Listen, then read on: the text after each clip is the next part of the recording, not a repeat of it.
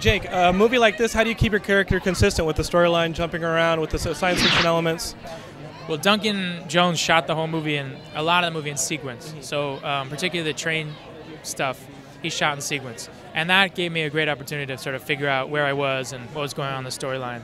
But, you know, part of it is that he's totally confused through a lot of it. So whenever I was confused, I used it. Yeah, I used it to my advantage. So, you know, I had great faith in Duncan and in how he was sculpturing, sort of structuring the story. And then I just knew. Don't worry, my name's Jake too. It's me. Is it? You okay? Well, then take a picture with him. Right? He had a real strong sort of sense of structure in the story, so I had faith in him. And then whatever confusion I had, you know, we were always, you know, it takes a lot of confidence for a director to say, this is a story about a man who wakes up in another man's body and has to figure out how a train exploded, and to let an actor improv. Did you reach out to Scott Bakula at any point for advice, maybe? Good question, no. At what point does it get tiring to just stare at Jake Gyllenhaal all day? None. At all. No, he's a good-looking guy.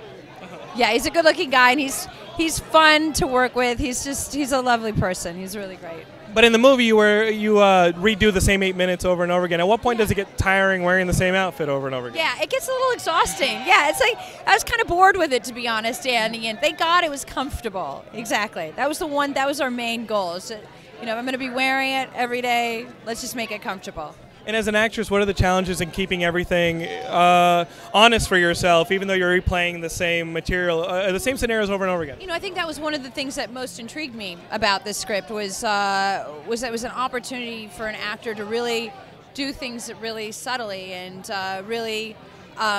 but yet make it really, really engaging. And that was a really fun partnership that I had with Jake, because we worked on it a lot and we wanted to make sure we knew what our intention was and what we wanted to do tonally for each different source code, because otherwise it was going to be watching the same movie and over again. And Duncan was great with that, you know. And now I think we've got a little movie that with each source code you kind of put a piece of the puzzle in, and it's really fun for the audience.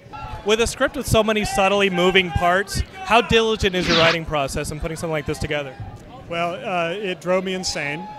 I made a zillion different charts and like graphs and tried to keep it all straight.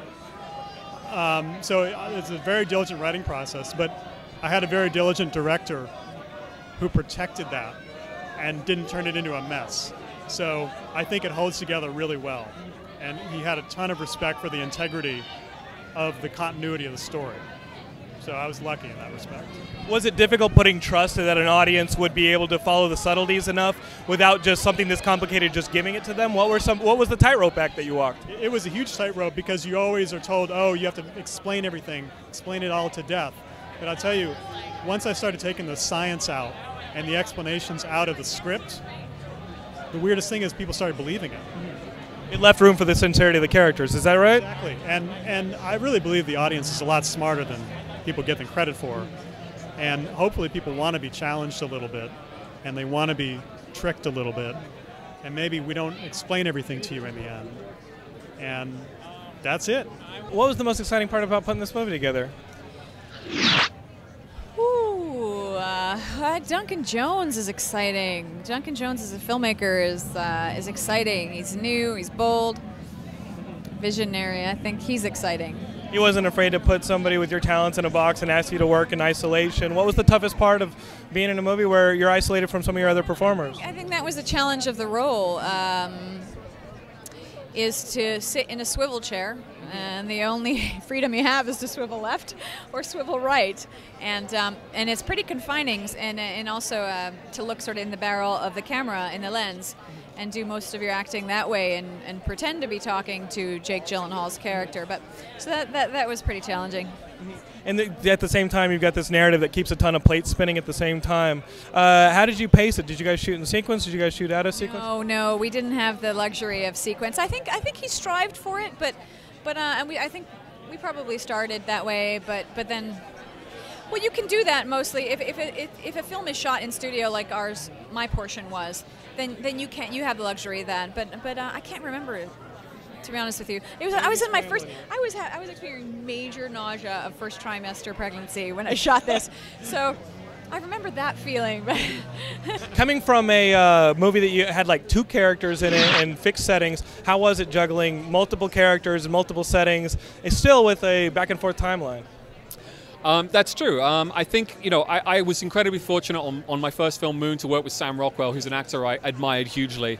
And then my second film, I get to jump into a film working with Jake Gyllenhaal, who I also admire hugely. So it's been win-win for me. I'm working with Vera Farmiga, Michelle Monaghan, Jeffrey Wright, really talented actors who are not only talented in their own right, but they're incredibly brave. And I think for a director, that means a lot, because I can have complete faith that they have a plan on how they want to do things, but I also know that they have the bravery to let me make suggestions and to actually try things that they may not have thought of. And that was a real privilege to work with actors like that.